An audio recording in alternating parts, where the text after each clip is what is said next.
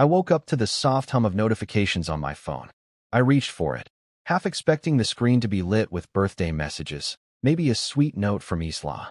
35 wasn't a milestone, but it wasn't nothing either. It was the kind of age that begged for a small gesture, breakfast in bed, a kiss before work, even a whispered happy birthday over the sound of a toothbrush. But when I checked the screen, there was nothing. A few app alerts, a spam email, not a single message from her. I stared at the ceiling for a moment, counting the cracks in the paint like they might distract me from the hollowness sinking into my chest. This wasn't new. The last 2 birthdays had slipped by the same way, quiet, forgettable. I had told myself back then that she was just busy, overwhelmed, distracted. But this morning, the silence didn't feel like distraction. It felt like distance. It felt deliberate. I made my way into the kitchen. She'd already left for work. Her half-finished coffee sat beside the sink, lipstick mark faint but present on the rim. Her plate was spotless in the dishwasher, but mine was untouched on the counter. She'd scrambled eggs. None for me. No note. No card. No sticky note on the fridge like she used to leave when we were still trying. Nothing. I dressed and went into the office, trying to shake the weight in my chest like it was something I could shrug off. But the whole day crawled past in a blur. My coworkers must have sensed something. Around lunchtime, a few of them, mostly the marketing crew, dragged me out for pizza. It was nice, loud, simple. There was a cheap little candle stuck in a slice of tiramisu, and they sang badly, off-key, like people who didn't know me well but still cared enough to try. I smiled, laughed, even. But it wasn't what I wanted. What I wanted was to come home and find Isla waiting with a cake or a smile or something, anything that said, I remembered. Instead, the house was still. No streamers. No dinner on the stove. Just an empty living room and her absence louder than ever. The next day, my cousin Eli showed up. He had a chocolate cake in one hand and a 6-pack of beer in the other. We sat on the patio like we used to before life got so damn complicated. The breeze was light, carrying the scent of early spring, and for a while, the quiet didn't feel so heavy. So, he said, digging into a slice of cake. Where's Isla? I didn't look at him.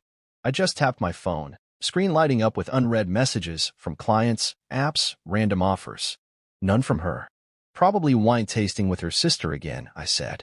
Eli raised an eyebrow. I could feel it without even turning. I laughed lightly, the kind of laugh you give when you're trying to sound okay. She's been doing that a lot lately, I added, as if that explained everything. He didn't push, just sipped his beer and looked out over the yard. Weird, man. I figured she'd be planning something big. 35 and all. Yeah, I said, forcing a smile. Me too. Later that night, after Eli left and the last bit of chocolate frosting had been scraped from the box, I sank into the couch with my phone and started scrolling. I wasn't even looking for anything specific. Just killing time, trying not to think. But then I saw it. A photo. Isla, her sister Jasmine, and a handful of their friends. On a yacht. They were laughing, wind in their hair, champagne glasses raised in a perfect golden hour shot. Isla wore a white sundress I'd never seen before and sunglasses that cost more than my car's last service. And the caption below? Best birthday ever for my sis. Grateful to everyone who made it possible. Everyone. But me. I stared at that photo like it had insulted me directly. My thumb hovered over the heart icon out of habit, but I didn't press it. My hand dropped to my lap. I just sat there, eyes fixed on her smile, the one I hadn't seen in months.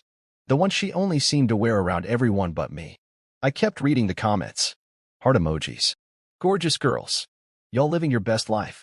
And of course, Jasmine's reply, couldn't have done it without my people. Was I one of those people?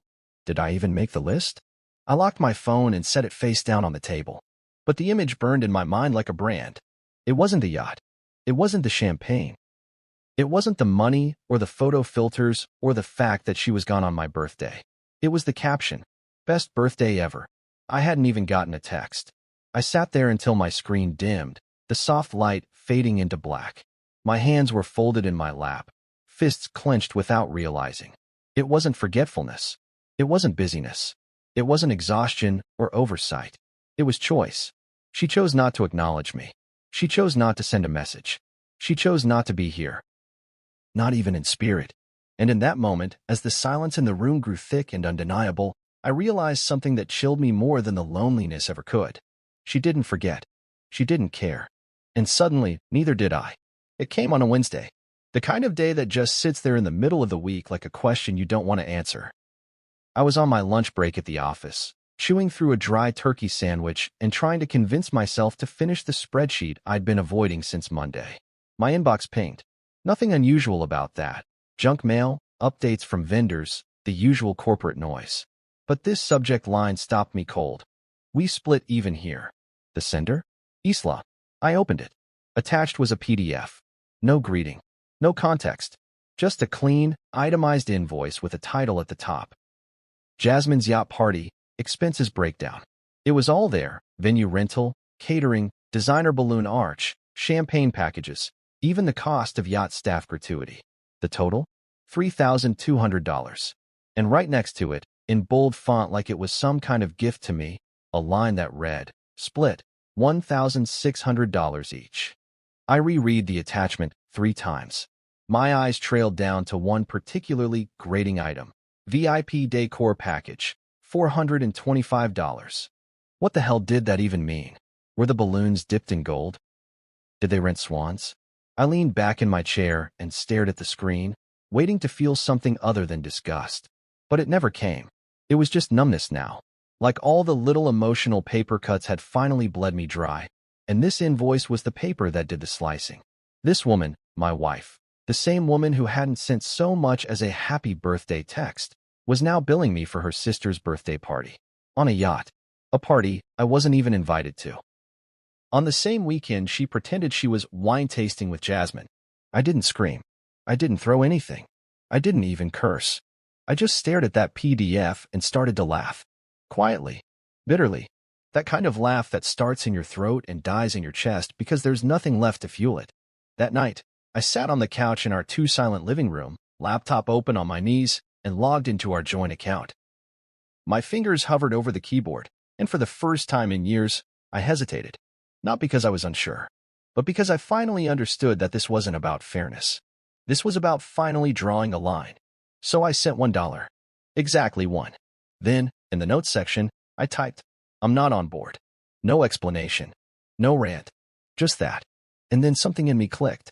Like I'd been holding a breath for 3 years and finally decided I didn't need the oxygen if it came from her. I opened another tab and logged into every platform. Netflix? Sign her out. Change the password. Apple Music? Gone. Hulu, Amazon Prime, Disney Plus, even her overpriced yoga app that streamed live sessions from some beach in Bali. All of it revoked. Passwords scrambled into nonsensical strings. Every login, every subscription, every benefit she'd enjoyed without thanks, reclaimed. Next came the credit card. The one she'd labeled emergency use, but somehow swiped for everything from takeout to facials to boutique candles. I froze it. Just like that. One click. And the screen turned a calm, satisfying shade of gray with the words, "Your card has been successfully locked." I stared at the screen, letting the silence stretch. I didn't feel cruel. I didn't feel petty. I felt clean. Like someone who had finally stopped waiting to be remembered and decided to remember himself instead. An hour later, my phone rang. Unknown number. I let it go to voicemail. Then another call, this time from the bank. A fraud alert. "Hi, Mr. Carter," the woman said politely. "We're detecting unusual activity on your secondary card. No fraud." I interrupted, voice even. "Just a man cutting off a parasite." She paused. "Oh, understood. Shall I mark this as resolved?" "Resolved," I said, and hung up. I poured myself a glass of water, not whiskey, not wine, and sat in silence, staring out the window at the street below. A delivery guy rode by on a scooter, balancing someone's dinner in an insulated bag. Probably hers. Probably headed to Jasmine's apartment, where they were still laughing about how clever their yacht party had been. Where no one would mention me. Where no one ever did. That night, I pulled up the food delivery account Isla always used. She'd ordered Thai food, pad cew, tom yum soup, and 3 Thai iced teas. 3. Not 1. Not 2. 3. I didn't need to guess who the third was for. I'd eaten leftover chicken that night. Alone.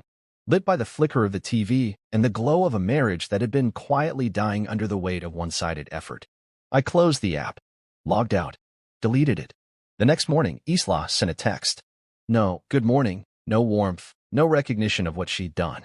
Netflix isn't working. Did you change the password? 5 minutes later. Also, my card was declined at the salon. Then, an hour later, after she'd pieced it all together. Are you seriously doing this?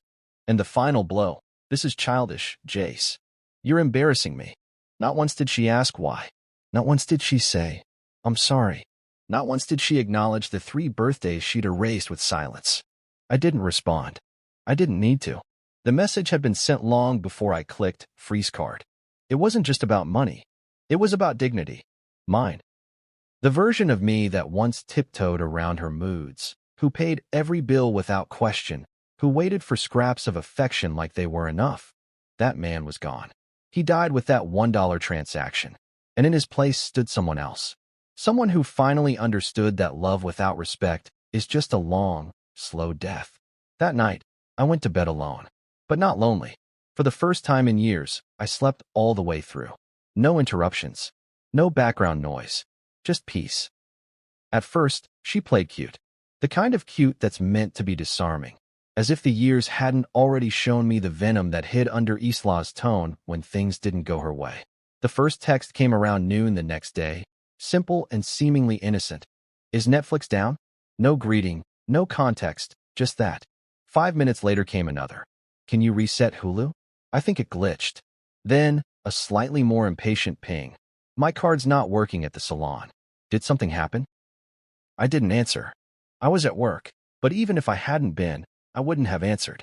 I was done playing tech support and emotional janitor for a woman who didn't remember my birthday but remembered to bill me for her sister's yacht party. Done being the invisible benefactor of her curated lifestyle. By that evening, the tone had shifted. The emojis were gone. The passive-aggressive politeness disappeared like mist after a storm. Now it was just thunder. Are you seriously doing this? She wrote at 6:14 p.m. This is childish, Jace. 2 minutes later, you're embarrassing me. I stared at my phone, screen tilted in the pale glow of my living room lamp. I didn't type a single word. Just watched the dots appear, then disappear, then come back again. Isla was frantic now, scrambling to control a narrative that was slipping from her hands. I could almost hear her pacing, could see her waving her phone around in front of Jasmine, both of them probably dramatizing my meltdown, as if it were some tantrum rather than a long overdue withdrawal of tolerance. But the real storm hadn't even started. I logged into our phone plan just before midnight. 5 lines total, all under my name, because of course they were. Mine was the one with the credit score. Mine was the name that opened doors. Hers, Jasmine's, even her cousin Kayla's line. All of it rode on my back. I hovered over the account page for a moment, breathing slowly. Then I did it. I canceled 4 of them. Left mine. When I clicked Confirm Changes, it felt like hitting a reset button on my own life. The next morning, my phone vibrated at 7:03 a.m. Isla, are you insane? Her message read. I have no service. Jasmine doesn't either. You cut off our phones? No question marks on mine. Just calm clarity. The kind of clarity that's born when you finally stop apologizing for being taken for granted. I didn't respond. I went about my morning. Made coffee. Toasted a bagel. Watered the plant by the window that I'd forgotten about for 3 weeks because Isla had insisted it was her thing, only for it to sit there withering, unnoticed like everything else under her care. The leaves were drooping, sure, but they were still alive, just like me. On the way out the door, I grabbed the mail from the slot. Bills. A coupon for carpet cleaning. A flyer for a marriage counseling retreat that made me snort out loud. Too late for that. We'd skipped counseling. She always said, we're fine, Jace. You're just too sensitive. But maybe I wasn't too sensitive. Maybe I was just awake now. That evening, after another long day at work and a long drive home, I pulled into the garage and checked my email out of habit. Nothing urgent. Then I noticed a receipt in my trash folder, food delivery, timestamped at 8:37 p.m. the night before. My card. My account. Pasta for 3. Garlic bread. Caesar salad. Wine. That stung more than I expected. I had eaten a microwave burrito at the kitchen counter, too tired to cook and too numb to care. I told myself I wasn't hungry, but the truth was, I just didn't want to sit alone at that table again, pretending the silence between us was comfortable. But Isla, she'd eaten well. With company. Maybe Jasmine. Maybe Kayla. Maybe someone else. Didn't matter. I wasn't there. I wasn't even considered. So I logged in and did what needed doing. Deleted the food delivery app. Changed the password on the shared grocery account. Removed her access to every saved address and payment method. She wouldn't be ordering off my life anymore. The next morning, the text came faster. Wow, you're really spiraling. You seriously need help, Jace. This is financial abuse. That one made me laugh. Loud and bitter. Financial abuse? I'd paid every damn bill in that house for 5 years. Rent, utilities, phone, subscriptions, gifts for her friends, even her mother's birthday weekend getaway. I was the lifeline. And all she had to do was smile, sometimes. But even that had become rare. I let the messages pile up. My phone buzzed all day like a hive of angry bees. But I didn't sweat. I didn't flinch. I just muted the thread and went on with my day. At lunch, I sat with my cousin Eli again.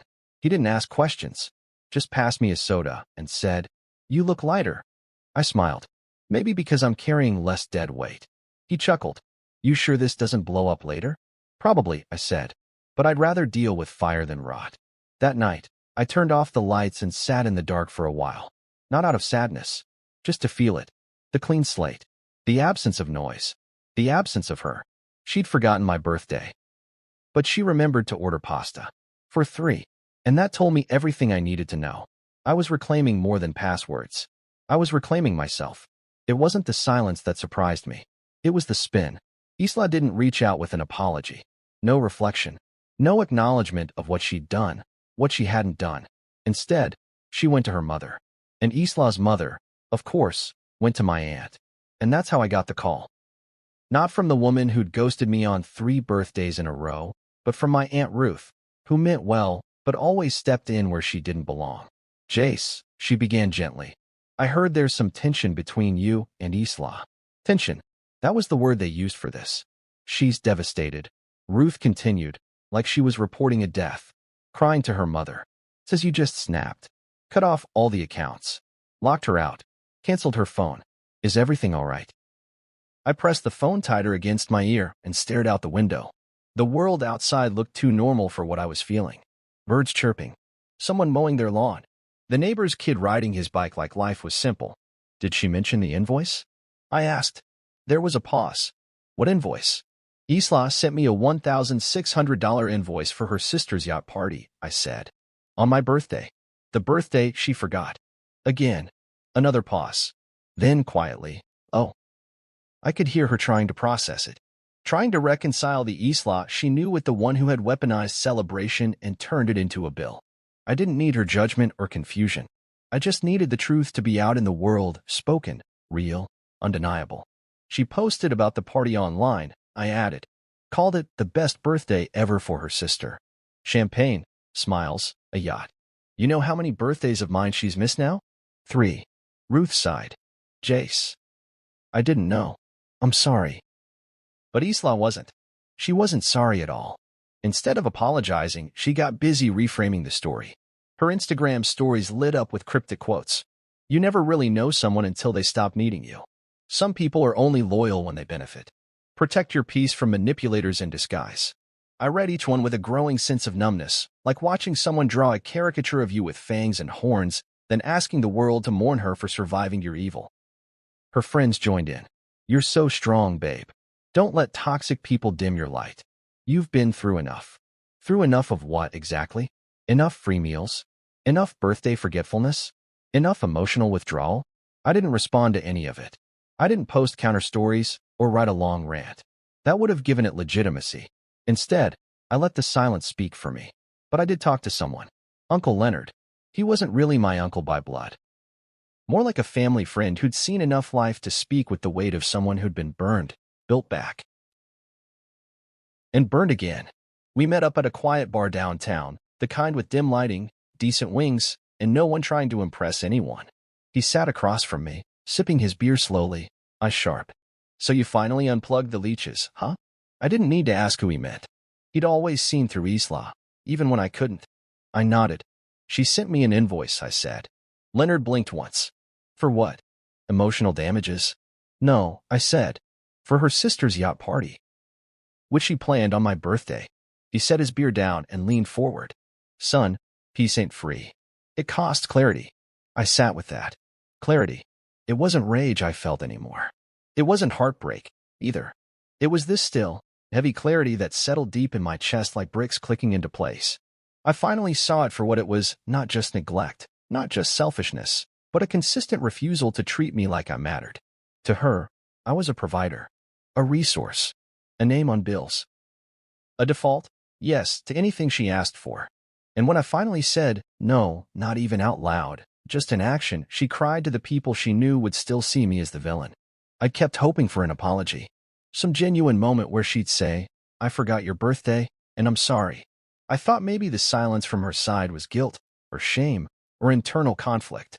But no, it was strategy. She wasn't quiet because she was reflecting.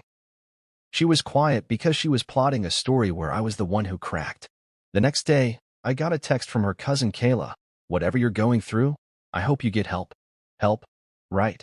Not one of them ever asked me what Isla did. Not one of them cared that I'd been eating dinners alone while funding someone else's fireworks. That night, I made a list. Not a petty one. A truthful one. All the birthdays she'd missed. All the times I canceled plans to help her sister move or pick her up drunk from brunch. The events I paid for. The medical bill I covered when her mom needed dental work. The nights I held her while she cried over work and the mornings I made her smoothies so she wouldn't skip breakfast again. And then I wrote another list. Shorter. All the things she'd done just for me, without prompting. That one stayed mostly blank. By the time I went to bed, I didn't want an apology anymore. I just wanted distance. The kind of distance that couldn't be crossed with a text or a guilt-trip phone call from a family member. The kind that gave me space to breathe, to exist, to remember who I was before I became the man who made excuses for being forgotten. She didn't text. She didn't call. She showed up. 3 days after the fallout reached a quiet boil, there was a knock on the door. Not loud, not angry. Just 3 quick, firm taps like someone who expected to be let in, no questions asked. I was in the kitchen rinsing a mug when I heard it, and I didn't move at first. I just let the sound hang there in the hallway like it might go away if I waited long enough. But it came again, more urgent this time. Not pounding, just persistence. When I opened the door, Isla was standing there in gym tights and a zip-up hoodie, coffee in hand, like she'd just come from a casual spin class and figured now was a good time to patch up whatever mess she believed I made. Her hair was in a high bun, a few strands loose around her face. She looked annoyed, not remorseful, not apologetic, just inconvenienced. Can we talk? She asked, brushing past me like the house still belonged to her. I didn't stop her. I didn't speak. I just shut the door and followed her into the living room, where she dropped into the corner of the couch like she was settling in for a negotiation. I stayed standing. She looked up at me, took a long sip of her coffee, and crossed her legs. So, she said, drawing the word out like she was already tired of the conversation, have you had your little meltdown now? I blinked. I honestly don't know what I expected her to say, but that wasn't even on the list. Meltdown? I repeated, my voice flat. She shrugged. Jace, come on. Cutting off my phone? Changing passwords? Freezing cards? You locked me out of everything. You embarrassed me. I stared at her for a long time. Long enough for her to shift uncomfortably, though she tried not to show it. You embarrassed yourself, I said quietly. And you're still doing it. She rolled her eyes. All this over a birthday? That's when I laughed. Not a full laugh, just a short, bitter breath that barely made it past my throat. No, I said. This isn't about one birthday. This is about 3. 3 years in a row. 3 years of silence on the one day that meant anything to me. 3 years of watching you celebrate your sister, your friends, your co-workers, and leave me with nothing but a room full of cold air and my own damn thoughts. Her mouth opened like she was about to argue, but I kept going. This is about you using me as your financial safety net, your subscription mule, your emotional fallback. This is about you pretending to be part of a marriage while actually living like a roommate with benefits. That's not fair, she began. No, I snapped, cutting her off for the first time in years. What's not fair is being erased every time I wasn't useful to you. What's not fair is seeing a picture of you on a yacht, smiling with people who don't even know my name, while I sat at home alone eating frozen pizza on my birthday. She had the nerve to look bored. You're being dramatic. I shook my head. No, I'm being honest. Something you should try sometime. She set the coffee down on the table, finally sitting up a little straighter. You never ask for anything, Jace. You never say what you want. You just expect me to read your mind. I stared at her. Exactly, I said. That's why you never thought I mattered. Because I didn't demand things. I didn't make everything about me. I thought marriage was about showing up for each other, not keeping score. But apparently, if I don't invoice my value, you don't recognize it. She folded her arms. So what? You think you're perfect? No, I said. But I used to think I mattered to you. She was silent then. Not because she didn't have something to say, but because, for once, she had no angle, no spin, no performance to give. The old Isla, the one who could twist guilt into an art form, was scrambling for a canvas. And I'd taken all the brushes away. I watched her gather her things, sensing the conversation was over. She stood, not slowly, not rushed, just done. I guess this was inevitable, she said, heading toward the door. I didn't respond. She reached for the knob, then paused. You know, you're going to regret this. I finally spoke, calm and clear. No, Isla, you are. Because you finally met the version of me who knows his worth. She didn't slam the door when she left. Didn't throw a fit or deliver some dramatic exit. She just walked out like it wasn't worth the energy. And that told me everything. No apology. No tears. Just a woman annoyed that her favorite puppet stopped dancing. I stood in the stillness of the living room for a long time after she left, staring at the spot where she'd sat, where she'd crossed her legs and dismissed my pain like it was an overreaction. And I realized something I hadn't let myself believe until that moment. She was never going to see me. Not unless I burned. Not unless I broke. Not unless I snapped into 1,000 pieces and bled loud enough for her to notice. But I wasn't going to do that. Not for her. Not anymore. I turned off the lamp, let the room fall into shadow, and headed upstairs. I didn't look back. I didn't wait for another knock. Some doors don't deserve to be opened again. 2 days passed. Long, quiet hours stretched between the last time I saw Isla and the moment her next attempt landed in my inbox. It was an email, no subject line, no flourish, just a single sentence in the body. I know you're hurting. Let's fix this. I forgive you. Forgive me. I read it twice, then a third time, like maybe my eyes were lying. But there it was, cool, clean text on a white screen. No apology. No admission.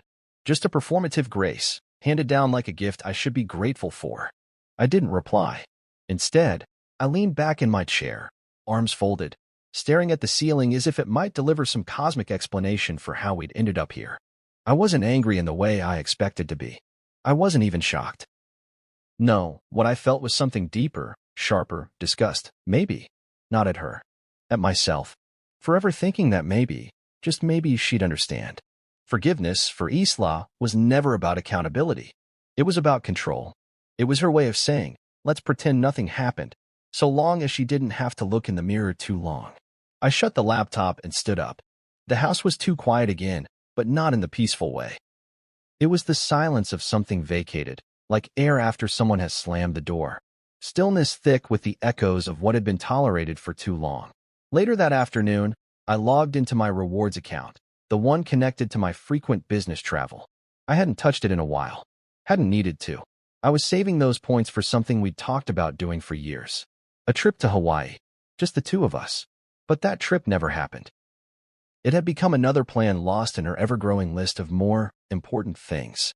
But now the account showed a recent redemption. Spa package. 5-star resort. Isla and Jasmine. A girl's getaway. I stared at the screen, the last of my patience unraveling like frayed rope. Those were my points. My nights in hotel rooms, my airport security lines, my back-to-back red ice. She hadn't even asked. Just logged in and took what wasn't hers. I clicked Report Unauthorized Use. Filled out the form. Wrote a short, cold statement. User no longer has consent to access this account. It wasn't just about the points. It was about the pattern. The entitlement. The way she moved through life expecting me to make up for her blind spots and label it love. And I was done playing the fool in her polished performance. I went through everything. Every shared account. Every app. Every convenience she leaned on. Food delivery? Revoked. 2-day shipping? Gone. Shared ride credits? Canceled. Her grocery store loyalty account. Her Ride or Die podcast app. Even the project management tool she'd started using for her side hustle. each one dismantled like a scaffolding I never agreed to build. She'd built her life on top of mine, and now I was tearing it down. No message, no warning, just quiet deletion. I didn't know her an exit interview. That evening, I got another email. A bit longer this time. Still no apology. "I think we're both emotional right now," she wrote. "But I'm willing to look past what you've done. I want us to work. To look past what I'd done." As if reclaiming the air I breathed was some act of violence. As if preserving my dignity required her mercy. I left the message unread after that. And then, the social media campaign began. Instagram stories. Twitter quotes. That curated playlist of emotional ballads she always posted when she wanted sympathy without context. All her followers rallied. People who didn't know the truth, didn't want the truth. Just something pretty to click, like, on. "You've been through so much, girl. He's clearly unstable. Sending you healing energy." They all flooded her comments like a choir with no lyrics. Just noise. I didn't care about them. But then her mother emailed me. That hit differently. Subject line: "Family doesn't quit on each other." The message was short. "Jace, I know this is hard, but she's your wife. Families fight. They disagree. But you don't abandon the people you love. I hope you find your way back to her." I sat with that sentence for a long time. You don't abandon the people you love. But what about when they've already abandoned you? What about when they stopped showing up long before you walked away? I didn't respond to her mother. There was no point. That generation was built on endurance, not happiness. Stay no matter what. Smile through the wreckage. Pretend it's love even when it's just mutual silence with rings on your fingers. I wasn't interested in that kind of legacy. So I let the message sit, then moved it to a folder I'd started. Receipts. Not in a petty way. In a clarity way. A reminder of the lengths people will go to avoid accountability. I turned my phone off that night. No distractions. No guilt. Just me, the hum of my thoughts, and a quiet resolve that had never felt so solid. For years, I thought forgiveness was about being bigger, more patient, more kind. But now I understood something deeper. Forgiveness is not a return ticket. It doesn't require a reset. It doesn't owe you access.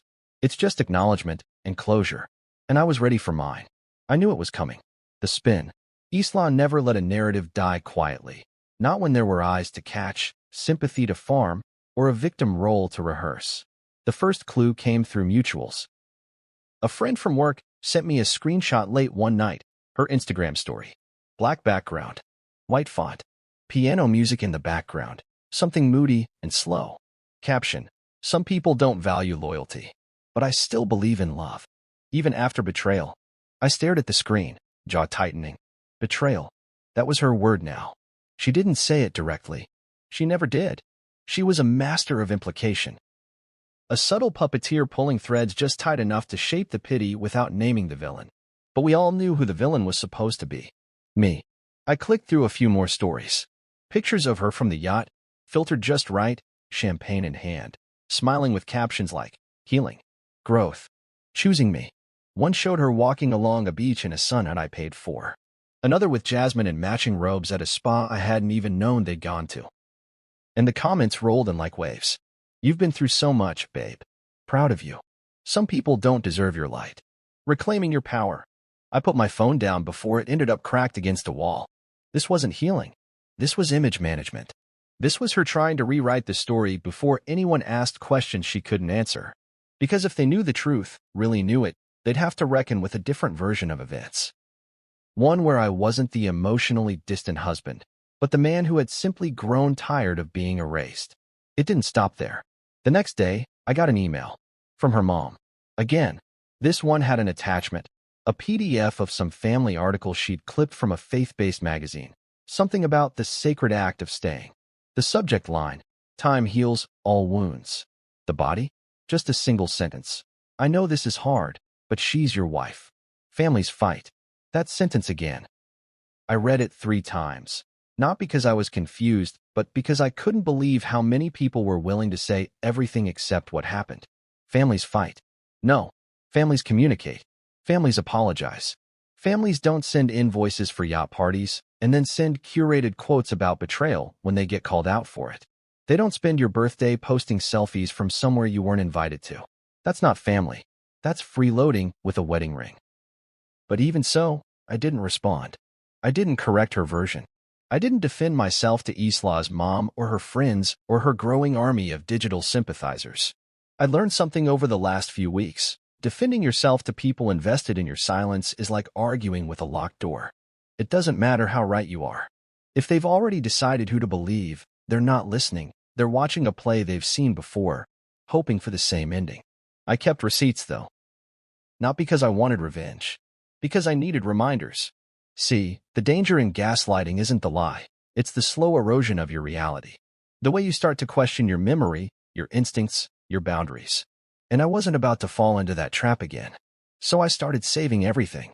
Screenshots of the yacht post, the invoice, her forgiveness email, the Instagram stories, even her spa booking on my rewards account. All of it in a folder titled, Evidence of Absence. Because that's what it really was. Proof that I had been absent in her life long before I chose to leave it. One night, after a long shift at work, I opened my laptop and scrolled through it all. Just sat there, wine glass in hand, looking at the trail of choices she'd made and the aftermath I had spent years cleaning up. And for the first time, I didn't feel sadness. I felt calm, clarity, like finally seeing the full picture after squinting through a fog of excuses. That weekend, my cousin Eli stopped by. He'd been quiet lately, letting me navigate things my way, but I could see the concern in his eyes the moment I opened the door. "You all right?" he asked. I nodded, stepping aside. Getting there. We sat outside, same patio where he brought cake on my birthday. Except this time, the silence wasn't heavy. It was healing. He took a sip of his drink and then said, "She's trying hard to look like the victim." "I know. You planning to say anything?" I shook my head. I don't need to win the crowd. I just needed to walk off the stage. He looked at me for a moment, then nodded slowly. "Fair." Before he left, he clapped me on the shoulder. "Proud of you, man, for not taking the bait." "I'm proud of me too," I said. And I meant it. Because I finally understood something that had taken too long to learn. Peace doesn't always come wrapped in applause. Sometimes it comes in the form of no reply. Of letting the fire burn out without throwing more wood on it. Let her rewrite the story. Let them believe what they want. Because I knew the truth. And I was done giving free chapters to people who only skimmed the pages. The letter came on a Thursday. Not an email, not a text, not a voice note wrapped in teary sighs or romantic nostalgia. A real letter. 3 pages, handwritten. Sloppy cursive with occasional smudges where her ink dragged too quickly or where she pressed too hard on the loops of her G's and Y's like she was trying to make a point in pen strokes. The envelope was unmarked, no return address. Just my name in big, looping script. Inside, the paper smelled faintly of her perfume, something floral and expensive, the kind that usually lived in the air between us when she was getting ready for a party or a brunch that I wasn't invited to. I unfolded the pages one by one, setting them carefully on the kitchen counter like evidence in a trial I hadn't agreed to attend. Page 1 started predictably. "We love you. We want you back. We're ready to forgive you whenever you're ready. Forgive me." That same haunting refrain again. The sentence rang like the echo of someone who didn't understand where the damage had come from, only that it now made her uncomfortable. The next paragraph mentioned Jasmine. How heartbroken she was. How confused. How she never meant to disrespect our union, as if my marriage had been some historical landmark vandalized by teenagers. There was no apology, no self-reflection, no acknowledgement of the 1,000 paper cuts that led to this point. Just blanket forgiveness served with the sticky sweetness of moral superiority. Then came the PS. It was short, too short, and it hit like a slap I hadn't braced for. "Jasmine starting a business, and we could really use your help." That was it. Not even a transition. Just a casual note at the end of a so-called olive branch. "By the way, can you fund my sister's next dream project?" I set the letter down and stared out the window. The street was quiet, sun beginning to set behind the rooftops across the way, and for a moment, I just watched the light shift over the pavement. I felt nothing. Not rage. Not heartbreak. Just this strange, solid kind of knowing. This was the last straw. Not because of what was written, but because of what wasn't. Because it confirmed what I'd been feeling in the marrow of my bones for the last few weeks, that I wasn't a partner to Isla. I was a source. A sponsor. A man-shaped utility whose silence had become the foundation of everyone else's comfort.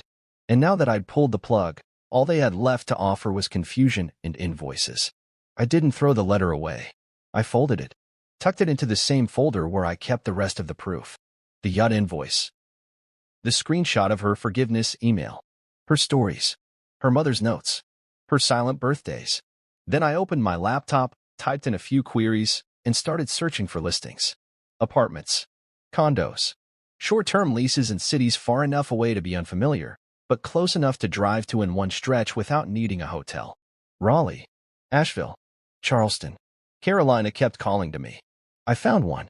Second-floor walk-up. 2 bedrooms. Unfurnished. Quiet neighborhood. No shared walls. I paid the full lease in one go.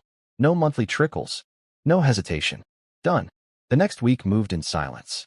I didn't answer Isla's texts. I didn't open her emails. I packed when I could, early mornings, late nights. Folded clothes in neat, emotionless piles. Boxed up what mattered. Donated what didn't. I left the kitchen untouched for now. It still smelled like her somehow, lemon cleaner and whatever lotion she used that made the soap slippery for hours afterward. On Friday, I called the locksmith. He'd be coming after I left. To change every lock. To take away every trace of shared history disguised as access. On Saturday, I logged into the home security app and removed her name, her codes, her permissions. Then I turned off her access completely. No more cameras. No more door codes.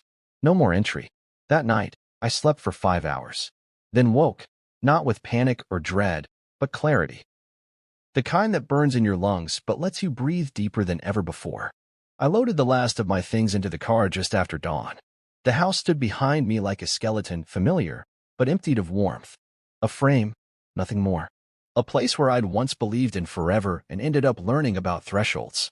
I didn't leave a note. Not on the counter. Not in the mailbox. Not in the old drawer where we used to keep birthday cards we never gave each other anymore.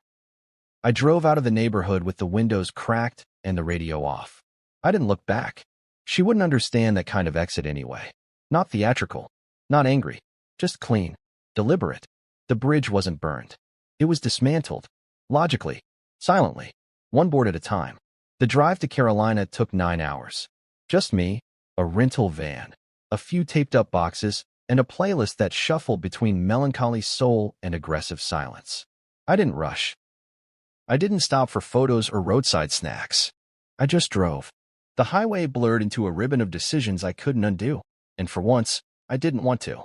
I watched the skyline behind me disappear in the rearview, mile by mile, until the only thing left was the hum of possibility. I pulled into the new apartment complex just after sunset. It was nothing fancy, brick exterior, 2 stories, a courtyard with a crooked fountain that gurgled more than it flowed. But it was mine. The lease was in my name. The utilities were in my name. Every room, every drawer, every key belonged to me. No shared accounts. No overlapping baggage. Just a blank space waiting for a life not built on pretending.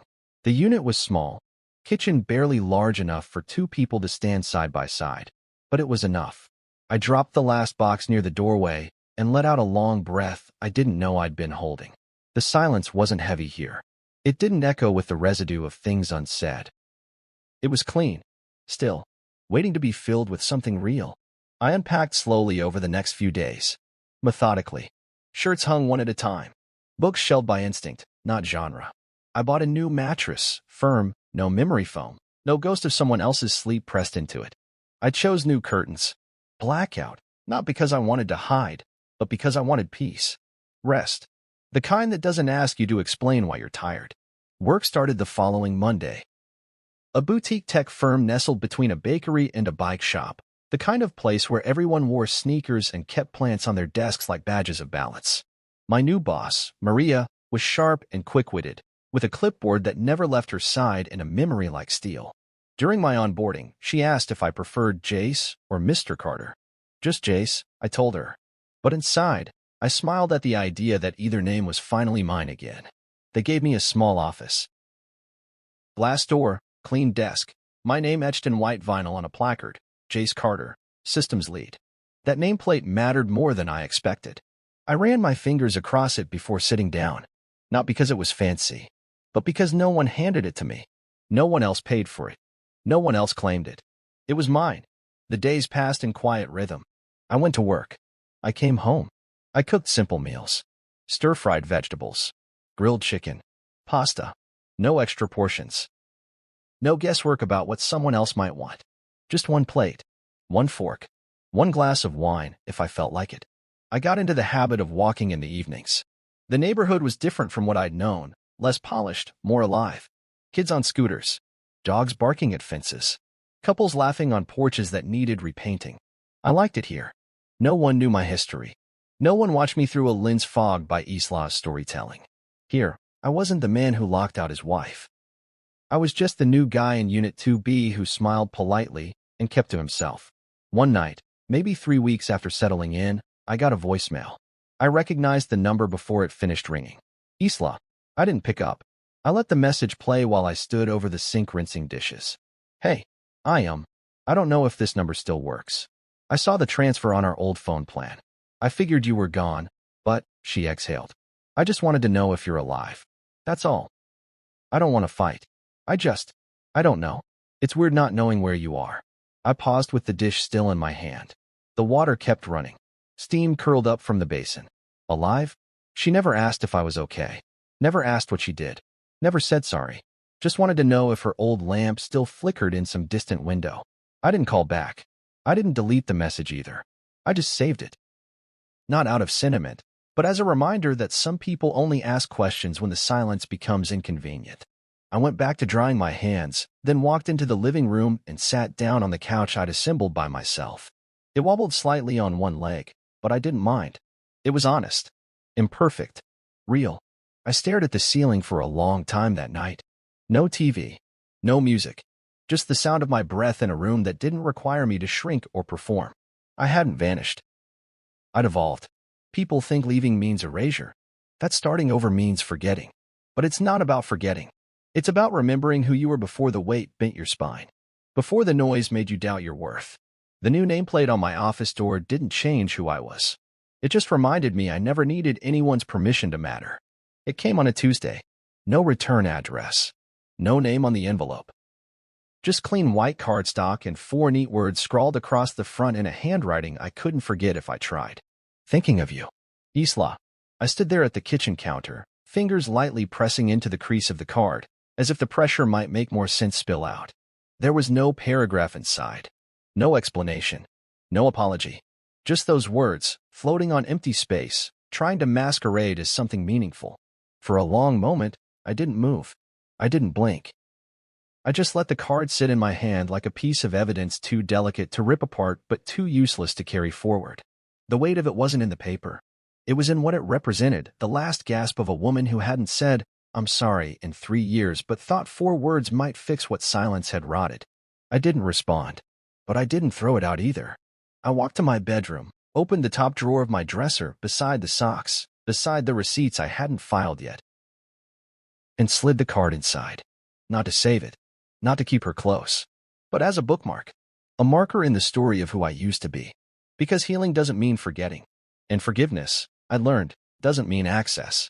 The card sat on top of the folded paperwork from my move, lease agreements, receipts from the moving van, a copy of the locksmith invoice from the old house. That drawer wasn't sentimental. It was a vault of transition. A quiet place to store the shift between who I was and who I had finally allowed myself to become. A few days later, I got another message. This time it came through an old mutual friend, someone I hadn't spoken to since the beginning of the unraveling. It was short. "Hey, man, I heard you disappeared. She's been posting again. Said she sent a letter. Just thought you should know."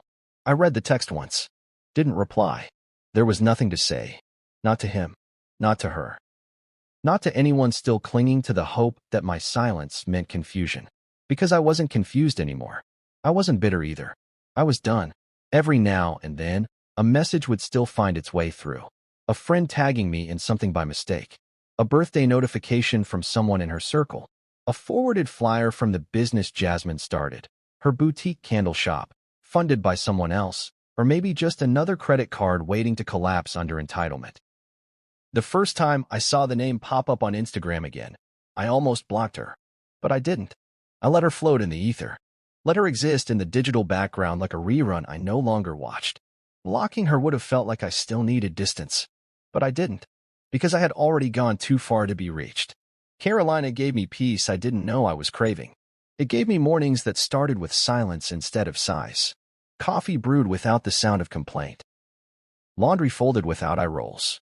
Groceries bought without whispered judgment over brand choices or whether I should have gotten almond milk instead of regular. There was a kind of power in the ordinary now.